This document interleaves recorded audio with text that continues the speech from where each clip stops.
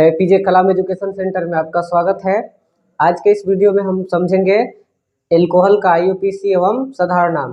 इससे पहले के वीडियो में आप लोगों को बता दिया गया था एल्काइन का आईयूपीएसी एवं साधारण नाम। उससे पहले के वीडियो में बताया गया था एल्कीन का आईयूपीएसी एवं साधारण नाम, और उससे पहले के वीडियो में बताया गया है एल्केन का आईयूपीएसी एवं साधारण नाम। अगर अभी तक आप उस वीडियो को नहीं देख पाए हैं तो आप प्ले लिस्ट में जाकर सबसे पहले उस वीडियो को देख लेंगे, तो ये आप लोगों को आसानी से समझ में आएगा। बिल्कुल आसान भाषा में समझते हैं हम लोग एल्कोहल का आईयूपीएसी एवं साधारण नाम। तो उससे पहले एक पॉइंट लिखा गया है क्रियाशील समूह OH, यानी एल्कोहल का पहचान होता है कि उसमें क्रियाशील समूह क्या होता है, OH। यही बता देगा कि वो क्या है, एल्कोहल है। तो क्रियाशील समूह क्या होता है थोड़े से मैं डिस्कस कर दूं।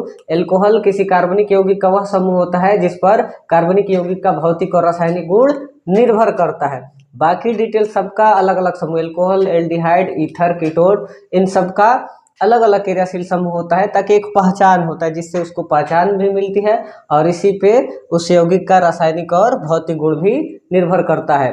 तो सबसे पहले हम चर्चा करेंगे एल्कोहल का साधारण नाम। तो एल्कोहल का साधारण नाम होता क्या है कि एल्कोहल में यानी OH, जैसे में यानी OH के साथ जुड़ा रहता है आपका ऐसे एल्किल समूह, एल्किल समूह। तो बड़ी आसानी से इसका साधारण नाम लिख दिया जाता है कि जो मतलब एल्किल समूह के नाम में एल्कोहल शब्द जोड़ देंगे तो वो हमारा हो जाता है एल्कोहल का साधारण नाम। बड़ी आसान बात है कि एल्किल समूह में जब हम एल्कोहल शब्द जोड़ देते हैं तो वो साधारण नाम हो जाता है। तो जैसे मान के चलिए ये क्या है, एल्किल समूह में एक कार्बन दो कार्बन, तो इसको क्या बोला जा सकता है, एथिल। और ये OH की वजह से इसका पहचान एल्कोहल है, तो एथिल में एल्कोहल शब्द जोड़ दीजिए तो ये आपका हो जाता है एथिल एल्कोहल। इसी तरीके से जो कुछ भी जुड़ा रहे तो वो आसानी से बनाए। मेथिल जुड़ा रहे तो आपका हो जाता है साधारण नाम मेथिल एल्कोहल।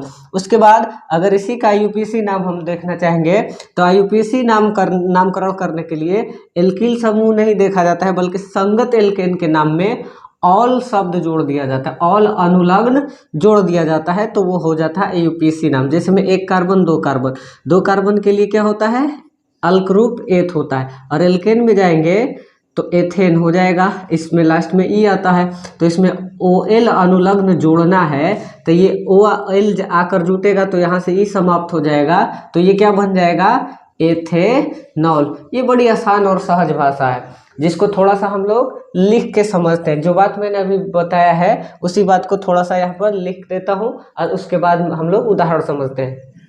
तो आप देख सकते हैं साधारण नामकरण करने के लिए एल्कोहल में क्या परिवर्तन, तो आप देख सकते हैं एल्कोहल का साधारण नामकरण कैसे किया जाता है और आईयूपीएसी नामकरण कैसे किया जाता है। एल्कोहल का साधारण नामकरण करने के लिए एल्कोहल में उपस्थित एल्किल समूह के नाम में एल्कोहल शब्द जोड़ दिया जाता है। ये सामान्य बात है, जैसा कि मैंने पहले स्पष्ट कर दिया है। फिर उसके बाद आईयूपीएसी नाम में देखना है कि एल्कोहल का आईयूपीएसी नामकरण करने के लिए संगत एल्केन के नाम में ऑल अनुलग्न जोड़ दिया जाता है। मतलब संगत एल्केन के नाम में ऑल अनुलग्न जोड़ दिया जाता है। जैसे में एल्केन में अगर एथ आता है तो एथेन में ऑल जोड़ देंगे तो उसका नाम हो जाएगा एथेनॉल। तो ये एल्कोहल का आईयूपीएसी नामकरण होता है। तो आइए उदाहरण के माध्यम से जल्दी से समझते हैं। तो उदाहरण में एक उदाहरण रख रहा हूँ, CH3 CH2 और इसमें OH, तो ये किसका पहचान हो गया, ये एल्कोहल है। तो इसका साधारण एवं आईयूपीएसी नाम क्या हो जाएगा, तो इसका साधारण एवं आईयूपीएसी साधारण नाम में क्या है, एल्किल समूह में ये क्या है, एथिल है। तो एथिल है, एथिल में क्या लगा देना है, एल्कोहल शब्द जोड़ देना है, तो ये आपका हो जाता है एल्कोहल, यानी एथिल एल्कोहल, जो कि आपका क्या हो जाएगा, साधारण नाम हो जाएगा। अब क्या है, इसका आईयूपीएसी नाम क्या है, तब जो एथिल जिसको देख रहे हैं अब उसी को एल्केन में देखना है। तो दो कार्बन के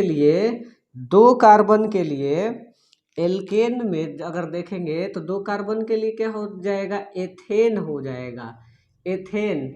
इसमें क्या जोड़ देना है, ऑल अनुलग्न जोड़ देना है, ऑल, या फिर हिंदी में भी लिख सकते हैं या फिर इंग्लिश में। इंग्लिश लिखना थोड़ा सा हिंदी से आसान होता है, थोड़ा सा सुविधाजनक होता है। तो एथेन में ऑल जोड़ेंगे तो इसके अंत में ई रहता है, तो ओ जुड़ने की वजह से ई हट जाता है। तो यहाँ पर ऑल जोड़ देंगे तो ये क्या हो जाएगा, एथेनॉल। एथिल एल्कोहल का IUPAC नाम है एथेनॉल। बड़ी आसान है, बिल्कुल आसान है। तो अब जिस तरीके से आपका श्रृंखला बढ़ते जाएगा उस तरीके से हम लोग उसका नामकरण करते जाएंगे। जैसे मैं एक और उदाहरण देख सकते हैं आप लोग। एक और उदाहरण मैं ले रहा हूँ। मान के चलिए पहले CH3 है, CH2 है, CH2 है, और फिर मैंने लगा दिया OH। तो अब बताइए कि इसका IUPAC नामकरण क्या हो जाएगा। साधारण नाम पहले बता दीजिए। 1 कार्बन, 2 कार्बन, 3 कार्बन। 3 कार्बन के लिए क्या होता है, 3 कार्बन के लिए प्रोप होता है, 3 कार्बन के लिए प्रोप होता है। एल्किल समूह में जब जाएंगे तो क्या हो जाएगा, प्रोपिल। और इसमें क्या जोड़ देना है, एल्कोहल। तो ये हो जाता है प्रोपिल एल्कोहल, ये जो कि साधारण नाम है। अब आपको लिख के नहीं बताना पड़ेगा, प्रोपिल एल्कोहल साधारण नाम। अब इसका IUPAC नाम क्या हो जाएगा। तो एक बात और स्पष्ट कर दूं कि जैसे जैसे लंबी श्रृंखला बढ़ते जाएगी उसमें गिनती करना पड़ता है, और गिनती वहां से करना पड़ता है जिधर से क्रियाशील समूह को कम अंक मिले। जैसे में यहाँ पर 2 कार्बन था तो यहाँ जरूरी नहीं था गिनती करना, लेकिन जब 2 से अधिक होता है, 3 हो, 4 हो, 5 हो, जैसे जैसे लंबी श्रृंखला के रूप में बढ़ते जाए तो वहाँ गिनती करना अनिवार्य हो जाता है। IUPAC नामकरण के लिए, साधारण नामकरण के लिए कोई गिनती की आवश्यकता नहीं होती है।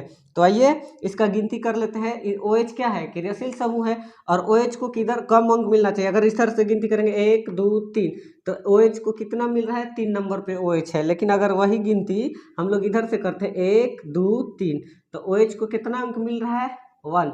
तो इसमें IUPAC नामकरण करते समय 1 लिख देना है, उसके बाद डैश लिख देना है बस। बाकी जो पहले जैसे में यहाँ पर लिखा गया था एथेनॉल, उसी तरीके से इसमें 3 कार्बन के लिए क्या होगा, प्रोपेन होगा। एल्केन समूह में क्या होगा, प्रोपेन। और ई न लिख करके इसमें ऑल शब्द जोड़ देंगे तो 1 प्रोपेनॉल इसका IUPAC नाम हो जाता है। 1 प्रोपेनॉल IUPAC नाम हो जाता है।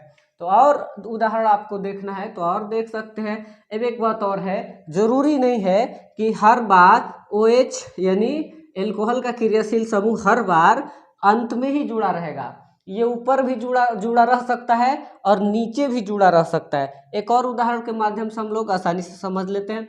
ये मान लीजिए तीसरा उदाहरण मैं लिख रहा हूँ यहाँ पे, CH3 CH2 CH2 अंतिम में CH3। अब हमें जोड़ना है कहीं पे बीच में OH को जोड़ना है। मान लीजिए मैं यहाँ जोड़ देता हूँ OH, तो यहाँ से एक हाइड्रोजन क्या हो जाएगा, कम हो जाएगा। तो अब इसका साधारण नाम होगा, तो OH अगर ऊपर जुड़ जाए या फिर नीचे जुड़ जाए, इससे साधारण नाम में कोई फर्क नहीं पड़ता है। लेकिन जब IUPAC नामकरण की बात की जाए तो उसमें थोड़ा सा अंक में बदलाव आता है। देखिए यहाँ पर 1 प्रोपेनॉल था तो इसमें नंबर बदल जाता है, अंकन बदल जाता है। तो मान लीजिए OH को पहले तो साधारण नामकरण कर लेते हैं। 1 carbon, 2 carbon, 3 carbon, 4 carbon. 4 carbon को एल्किल समूह में क्या नाम दिया जा सकता है, 4 कार्बन को एल्किल समूह बड़ी आसानी से मैंने बता दिया है आप लोगों को, ब्यूट। 4 कार्बन के लिए ब्यूट, एल्किल में जब जाएंगे तो YL जोड़ देंगे तो ये क्या हो जाएगा, ब्यूटिल। और OH के वजह से इसमें क्या जोड़ देना है, एल्कोहल। एल्कोहल शब्द जोड़ देंगे तो ये साधारण नाम हो जाएगा ब्यूटिल एल्कोहल। लेकिन जब IUPAC की बात करेंगे तो थोड़ा सा अंकन करना पड़ेगा, और अंकन उधर से करना पड़ेगा जिधर से क्रियाशील समूह को कम अंक मिलना चाहिए। इधर से गिनती करेंगे तो 1 2 3 4, तो OH को कितना मिला, 3। इधर से गिन रहे हैं तो 3 नंबर मिल रहा है। अगर यही गिनती इधर से गिनना प्रारंभ करें 1 2 3 4, जब इधर से गिनती करते हैं तो OH को कितना अंक मिलता है, 2। तो किधर से गिनती करने पर कम अंक मिल रहा है, यानी राइट से। तो अब देखिए, तो गिनती इधर से करेंगे 1 2 3 4, तो 2 पे OH बैठा हुआ है तो बस 2 डैश लिख देना है। और 4 कार्बन का एल्केन रूप क्या होता है, ब्यूटेन। ब्यूटेन ई न लिख करके इसमें क्या जोड़ देना है, 2 ब्यूटेनॉल। ये आपका क्या हो जाएगा, IUPAC हो जाएगा। ये आपका नामकरण IUPAC, बिल्कुल आसान है। अब इससे ज़्यादा आसान आप लोगों के लिए कुछ नहीं हो सकता है। तो हमें उम्मीद है कि आप इससे ज़्यादा उदाहरण आप बना सकते हो। या फिर एक और उदाहरण अगर आप समझना चाहेंगे तो लीजिए, एक और चौथा उदाहरण मैं ले रहा हूँ। मान लीजिए चौथा उदाहरण थोड़ा सा अलग डिजाइन में ले रहा हूँ। अगर ऐसे ऐसे OH लिख दे ऐसे, तो कार्बनिक यौगिक में जब इस तरीके से अगर रेखा खींच के, टेढ़ा मेढ़ा रेखा खींच के अगर कोई क्रियाशील समूह लगा दिया है, तो उससे क्या समझ लेना है कि एल्कोहल ही है, बशर्ते कि इसका थोड़ा सा रूप बदला है। तो मैं सहज भाषा में आप लोगों को क्लियर कर दूं, जहां आप खुला सिरा ये देख रहे हैं, यहाँ पर कोई बंधन नहीं, बंद नहीं है, तो जहां खुला सिरा रहता है वहां आपको आसानी से समझ जाना है कि यहाँ पर CH3 है। यहाँ पर देखो बंद है, तो यहाँ पर आपको समझ जाना है CH2 है। यहाँ पर भी बंद है, तो यहाँ पर भी CH2 है। यहाँ पे बंद है, तो यहाँ पर भी CH2 है। यहाँ पर बंद है, तो यहाँ पर भी CH2 है। और ये तो खुद पहले से जुड़ा हुआ है क्रियाशील समूह, तो अब इसका नामकरण तो एल्कोहल ही होगा। आप गिनती कर लीजिए, 1 2 3 4 5 गो कार्बन है। 5 गो कार्बन के लिए क्या होता है, 5 गो कार्बन का एल्केन अल्क रूप होता है पेंट। पेंट लिख देंगे। लेकिन जब एल्किल समूह में देखेंगे तो ये क्या हो जाएगा, पेंटिल, और कुछ नहीं करना है, और क्या जोड़ देना है, एल्कोहल। पेंटिल एल्कोहल, ये आपका साधारण नाम हो जाएगा। अब IUPAC नाम, तो IUPAC नामकरण करने के लिए गिनती उधर से करना है जिधर से OH को कम अंक मिले। तो अंतिम में है, तो जाहिर सी बात है जिधर OH है उधर से गिनती करेंगे तभी इसको कम अंक मिलेगा। यहाँ से गिन लो, 1 2 3 4 5, एक पर तो 1 1, 5 गो कार्बन के लिए पेंट। एल्केन में जाएंगे तो पेंटेन, ई न लिख करके OL जोड़ देंगे, तो 1 क्या हो जाएगा, 1 पेंटेनॉल। ये आपका IUPAC। बिल्कुल आसान है, हमें लगता है कि आपको क्लियर हो गया होगा। एक बात और यहाँ से स्पष्ट कर दूं कि एग्जाम में आपसे किस तरीके के सवाल पूछेगा, आपसे इस तरह से दे देगा कि इसका IUPAC नाम बताए, तो आप आसानी से बता सकते हैं। लेकिन कभी कभी एग्जाम क्या करता है, डायरेक्ट पूछ देता है कि 2-ब्यूटेनॉल का संरचना सूत्र बनाइए, चाहे 2-ब्यूटेनॉल का संरचना चित्रित कीजिए। तो सबसे पहले आपको संरचना चित्रित करने के लिए पहले आपको ये सब बनाने आना चाहिए। ये आपका संघनित सूत्र हो जाता है। जब संघनित सूत्र पता रहेगा तो आप आसानी से उसका संरचना चित्रित कर सकते हैं। यानी VVI सवाल है, ये सब 5 नंबर में पूछता है, तो 1 मिनट में हम आसानी से इसको सीख लेते हैं एग्जाम में कैसे कैसे सवाल पूछता है। एग्जाम आपसे ऐसे पूछ लेगा, CH3 CH2 OH का IUPAC नाम क्या है, IUPAC नाम क्या है।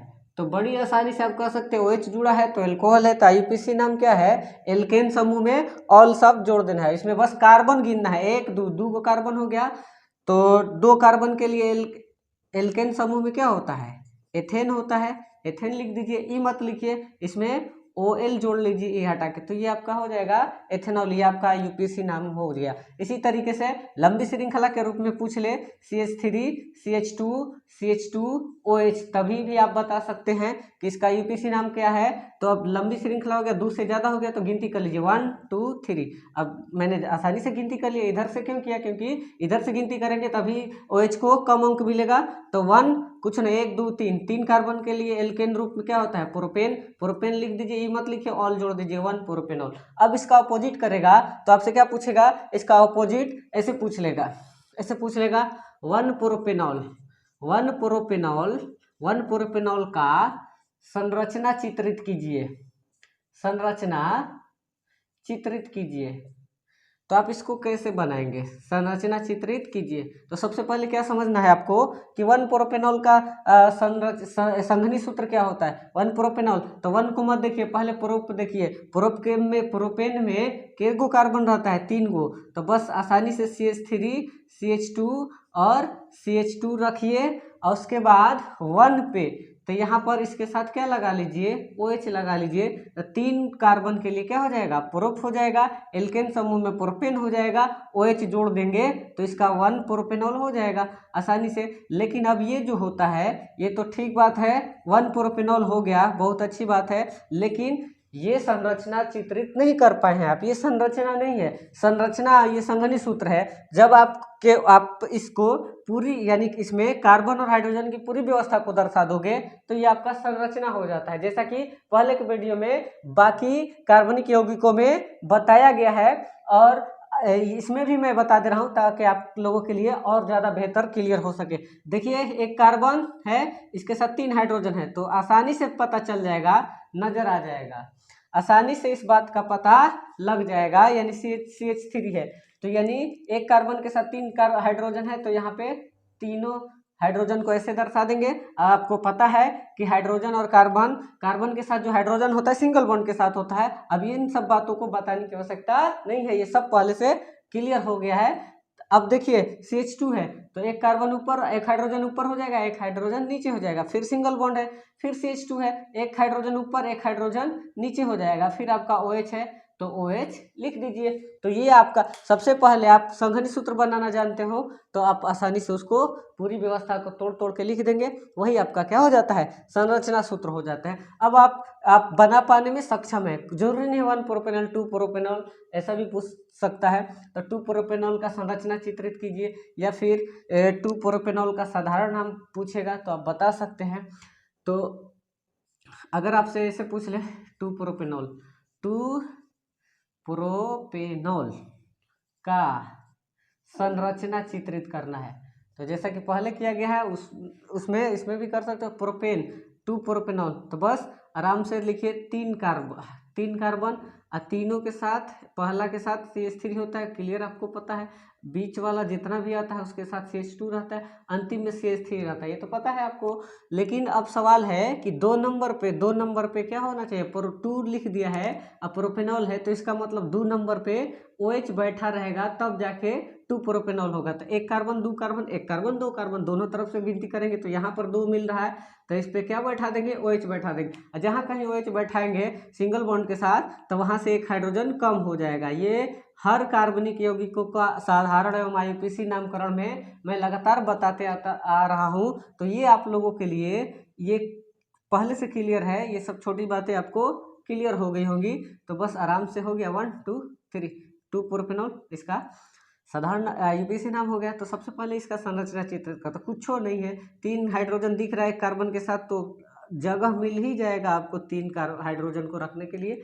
अब यहाँ पर देखिए ऊपर OH जुड़ा रहेगा तो OH जोड़ दीजिए, कोई दिक्कत नहीं है। अब नीचे एक हाइड्रोजन के लिए जगह है, हाइड्रोजन रख दिए। यहाँ पर सिंगल बॉन्ड है, यहाँ पर CH3 है, तो एक कार्बन से 3 हाइड्रोजन। बहुत आसान होता है संरचना चित्रित करना। तो ये सब पूरा जरूरी नहीं है, एल्कोहल से भी पूछता है, एल्डिहाइड से, कीटोन से, यानी पूरा हम जब पूरा लेसन समाप्त कर लेंगे तो वहाँ से सब कुछ क्लियर हो जाएगा। और एग्जाम में आपसे 5 नंबर में पूछता है, अलग सवाल पूछ देगा 2 ब्यूटीन का संरचना चित्रित कीजिए। तो 2 ब्यूटीन, जैसा कि आप लोग पहले के वीडियो में सीख चुके होंगे, 2 ब्यूटीन बनाना है तो कैसे बनाएंगे। ब्यूटीन में कितना होता है, ब्यूटेन का मतलब 4 कार्बन, बहुत बढ़िया, 4 कार्बन रख लीजिए। और ब्यूटीन इन का मतलब है कि डबल बॉन्ड वाला है। डबल बॉन्ड का कितना नंबर पर होना चाहिए, 2 नंबर पर। आप इधर से 1 2 लिख लीजिए या फिर इधर से 1 2 रख लीजिए, बात बराबर है। कहीं से 1 2 नंबर ले लीजिए, मान लीजिए मैं 1 2 यहीं से ले रहा हूँ, यहाँ से इसे डबल बॉन्ड लिख दे रहा हूँ, यानी इधर से 1 2, तो 2 के आगे वाला यहाँ पर डबल बॉन्ड रखेंगे, यहाँ पे डबल बॉन्ड रखेंगे तो आपको क्लियर होना चाहिए। फर्स्ट वाला कार्बन के साथ 3 हाइड्रोजन हो जाएगा, और बीच वाला कार्बन के साथ 2 होता है, और CH2 होता है, CH2 होता है, CH3 अंतिम वाला कार्बन के साथ 3 हाइड्रोजन रहता है, CH3। लेकिन जब हम सिंगल बॉन्ड के साथ रहता है, लेकिन जब हम बॉन्ड बढ़ाएंगे 1 2, 2 के आगे जो बॉन्ड है इसका हिस्सा माना जाएगा, 1 2, 2 के आगे सिंगल बॉन्ड है, हमें क्या करना है, डबल बॉन्ड, एक बॉन्ड बढ़ा देंगे तो दोनों कार्बन से एक एक हाइड्रोजन समाप्त हो जाएगा। इस तरीके से आपको दिखने लगेगा। तो ये 1 2 3 4, तो ब्यूट तो हो गया, बहुत बढ़िया, ब्यूट हो गया। डबल बॉन्ड है तो ये ब्यूटीन हो गया। तो ये डबल बॉन्ड कितने नंबर पे बैठा हुआ है, 1 2, तो यहाँ पर 2 डैश ब्यूटीन, ये 2 ब्यूटीन है, लेकिन अभी भी ये संरचना चित्रित नहीं कर पाए हैं। इस 2 ब्यूटीन बनाए हैं, लेकिन इसका संरचना कैसे लिखा जा सकता है? एक कार्बन के साथ 3 हाइड्रोजन है, ऐसे 3 को दर्शा दीजिए। एक कार्बन है तो एक हाइड्रोजन है, ऊपर दर्शा दीजिए चाहे नीचे दर्शा दीजिए, डबल बॉन्ड दे दीजिए। फिर आपका CH है, फिर एक हाइड्रोजन ऐसे दर्शा दीजिए ऊपर या फिर नीचे, जगह खाली है। फिर अंतिम कार्बन के साथ 3 हाइड्रोजन है, तो एक ऊपर, एक राइट में और एक नीचे। ये आपका संरचना सूत्र हो गया, या फिर संरचना चित्रित कर दिया आप लोग। तो बड़ी आसान है बनाना, जो कि पहले के वीडियो से आपका स्पष्ट हो गया है। अगर आपसे पूछ दे पेंटाइन, तो आइन से पता चल जाता है कि इसमें ट्रिपल बॉन्ड होना चाहिए। पेंटाइन अगर बहुत बढ़िया से पूछेगा तो आपसे दोनों बात पूछ सकता है, 1 पेंटाइन, 2 पेंटाइन, कुछ पूछ सकता है। तो 2 लगा देगा तो आप समझ जाना ट्रिपल बॉन्ड 2 नंबर पे रहना चाहिए। अगर 1 लगा देगा, 1 पेंटाइन लगा दे तो ट्रिपल बॉन्ड 1 नंबर पे होना चाहिए। अगर 3 लगा दे, 3 पेंटाइन, तो इसका मतलब हो जाता है कि पेंटाइन यानी ट्रिपल बॉन्ड में ट्रिपल बॉन्ड को कितना अंक मिलना चाहिए? 3 अंक मिलना चाहिए। तो जैसा कि पहले के वीडियो में भी क्लियर हो चुका है, आप सीरियल नंबर से वीडियो देखेंगे तब ये जाके पूरा आपका पूरा कंसेप्ट क्लियर हो जाएगा। तो मैं यहाँ पे थोड़ा सा इसको भी समझा दे रहा हूँ। 2 पेंटाइन, तो पेंटाइन मतलब पेंट में कब कार्बन होगा? तो 5 गो, 1 carbon, 2 carbon, 3 carbon, 4 carbon, 5 carbon हो गया। तो 1 कार्बन के साथ CH3 होता है, फिर बीच में जितना आएगा सबके साथ CH2 हो जाएगा सिंगल बॉन्ड के साथ, अंतिम में CH3। तो ये मात्र समझने के लिए है। तो अब सवाल है कि 2 नंबर, 1 नंबर, 2 नंबर, 2 के आगे ये वाला है, तो 2 के आगे यहाँ पर ट्रिपल बॉन्ड होना चाहिए, या फिर आप इधर से गिनती करना चाहेंगे 1 2 3, सॉरी 1 2, तो यहाँ पर होना चाहिए। तो आप किसी भी तरीके से गिन सकते हैं, या लेफ्ट से गिन के आ सकते हैं या फिर राइट से। तो मैं अगर चाहूँ तो लेफ्ट से गिन सकता हूँ, राइट से भी गिन सकता हूँ। तो मैं लेफ्ट से गिन रहा, राइट से गिन रहा हूँ, 1 2। तो 2 का मतलब है कि इसके आगे यहाँ पर सिंगल बॉन्ड है, तो यहाँ पर डबल बॉन्ड बढ़ा, एक बॉन्ड और बढ़ाऊंगा तो दोनों कार्बन से एक हाइड्रोजन खत्म हो जाएगा। एक और बॉन्ड बढ़ा लूंगा तो कार्बन में जो बचा हुआ हाइड्रोजन है वो भी समाप्त हो जाएगा। तो इस तरीके से कार्बन अकेले हो जाएगा और दोनों कार्बन के बीच आपका कितना हो जाएगा? ट्रिपल बॉन्ड हो जाएगा। तो आप इसको गिनती करके दिखा दोगे, 1 2 3, तो इधर से नहीं दिखाओगे बल्कि गिनती किधर से की? 1 2, 2 के आगे ट्रिपल बॉन्ड है, तो ये ट्रिपल बॉन्ड किसके हिस्से में जाता है? 2 नंबर के हिस्से में। ये क्लियर ये सब छोटी छोटी बातें स्पष्ट कर दी गई है पहले के वीडियो में भी।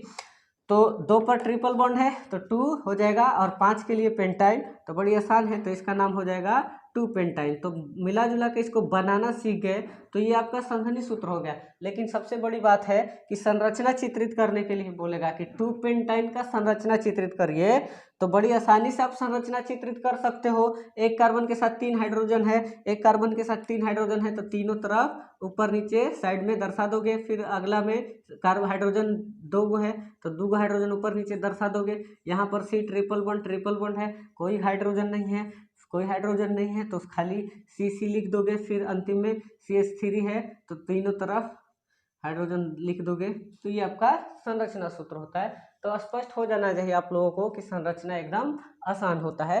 सबसे पहले उसका संघनी सूत्र बनाना बड़ी ज़रूरी होता है, इसको आप देख के समझ सकते हैं। लेकिन जब इसी व्यवस्था को टोटल बटोर देते हैं तो वो आपका अणु सूत्र हो जाता है। जैसे मैं यहाँ पर लिख दे रहा हूँ CH3 CH2 ये OH, तो इसका नाम आप लोग जानते हैं, 1 कार्बन 2 कार्बन, 2 कार्बन के लिए होता है एथिल एल्कोहल हो जाएगा या फिर एथेनॉल हो जाएगा। इसी को जब बटोर देंगे, मतलब इकट्ठा कर देंगे, तो अणु सूत्र हो जाता है। 2 कार्बन है तो C2 3 2 5 हाइड्रोजन C2H5OH, ये एक साथ जमा कर देंगे सबको, कार्बन और हाइड्रोजन को मिला देंगे और उसके साथ OH क्रियाशील मूलक लगा देंगे तो C2H5OH हो जाता है। तो ये भी हमारा क्या होता है? एथिल एल्कोहल या फिर एथेनॉल। लेकिन ये अणु सूत्र है, और अणु सूत्र से आप IUPAC नामकरण करने में अंकन ठीक तरीके से नहीं कर सकते हैं। तो इसीलिए ज़्यादातर IUPAC नामकरण में ये लंबी श्रृंखला के रूप में होता है, और लंबी श्रृंखला के रूप में लिखना ही संघनी सूत्र कहलाता है। और उसके में कार्बन और हाइड्रोजन की व्यवस्था को पूरी तरीके से दर्शा देंगे तो वो संरचना हो जाता है। तो